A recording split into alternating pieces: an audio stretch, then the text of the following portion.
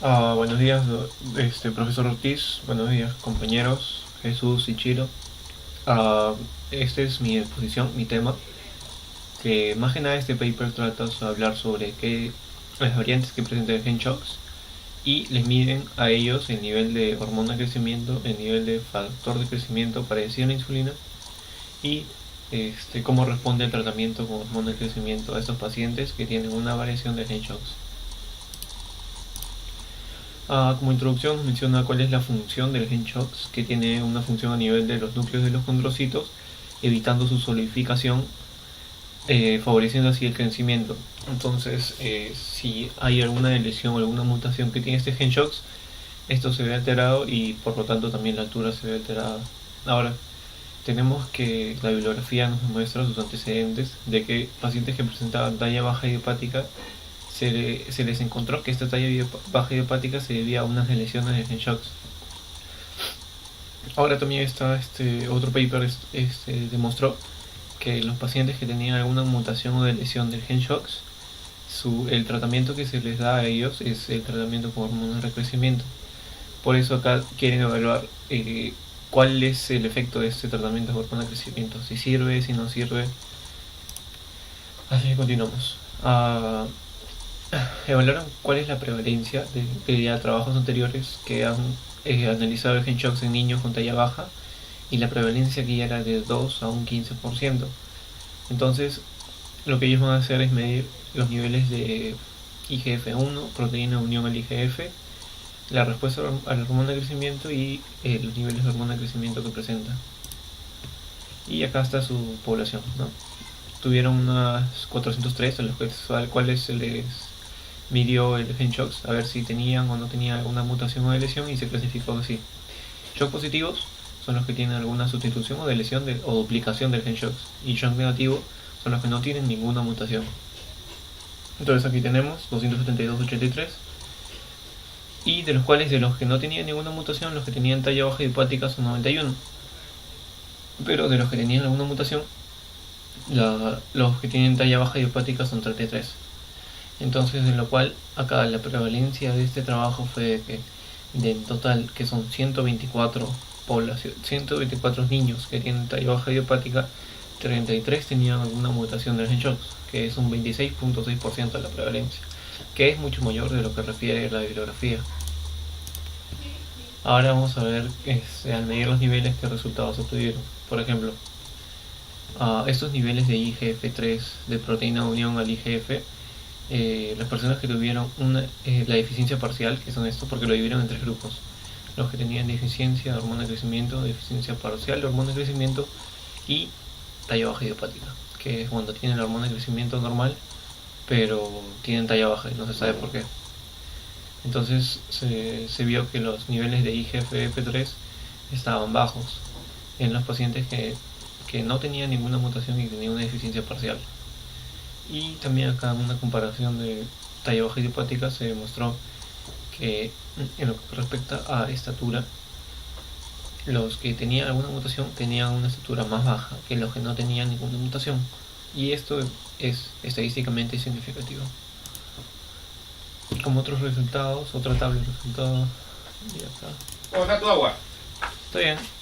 Chucha, estás arriba. Ay, ¿cómo me pausa esto? Ya bueno. Continuamos. Bueno, entonces aquí comparó shock positivos, que los que tienen alguna mutación, y shock negativos, los que no tienen ninguna mutación, en los cuales se les trató a 117 pacientes.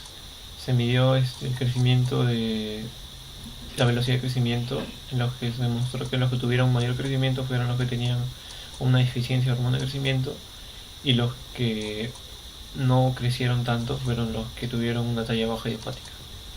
Acá también compara los niveles de IGF entre los que tienen talla baja idiopática. Miren los valores, 2.25 y 1.75.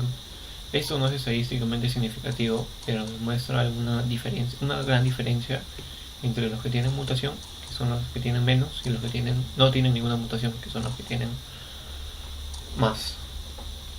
También aquí está los que tienen deficiencia de hormona de crecimiento. son los que crecieron, los que tuvieron una mayor velocidad de crecimiento por cada año, centímetros por año.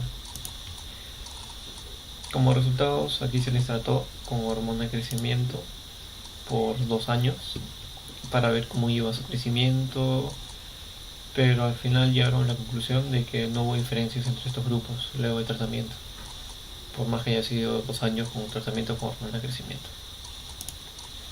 Bueno, entonces no solo se enfocó en eso, también se enfocó en hallar las mutaciones que tenían estos pacientes que tenían shocks positivos, de los cuales la variante más frecuente fue los que tuvieron fue una sustitución de nucleótidos localizada en el intrón número 2. Además, ellos descubrieron 19 mutaciones nuevas que no estaban en la data, y se llegó también a esta conclusión de que en pacientes que tenían talla baja hepática, esta variante, que fue la más frecuente, también fueron los que fueron más jóvenes y tuvieron una mejor estatura comparada a los que tuvieron el shock normal, a los que no tenían ninguna mutación. Y aquí, por ejemplo, vemos que los pacientes que tuvieron esta variante fueron más jóvenes, o sea, los que tienen talla baja hepática eran más jóvenes y tuvieron una menor desviación en tarde, es decir, que tuvieron mayor estatura. Acá solo es evaluado son los que tienen la mutación del intrón 2 y se les comparó. Bueno, como discusión llegaron a que no hubo una diferencia, pero en crecimiento quienes crecieron más fueron los que tuvieron una deficiencia de hormona de crecimiento, los que crecieron menos fueron los que tuvieron una deficiencia parcial, y los que ya no crecieron tanto fueron los que tuvieron talla baja hepática. Y esto lo pueden explicar más o menos, refiere que hay que realizar estudios, pero ellos, los que tienen talla baja hepática, pueden tener cierta resistencia a la hormona de crecimiento en los niveles de IGF, por lo cual si se les suministraría un poco más, podrían crecer tener un mayor crecimiento mucho mejor que los que tienen alguna deficiencia parcial o los que tienen deficiencia.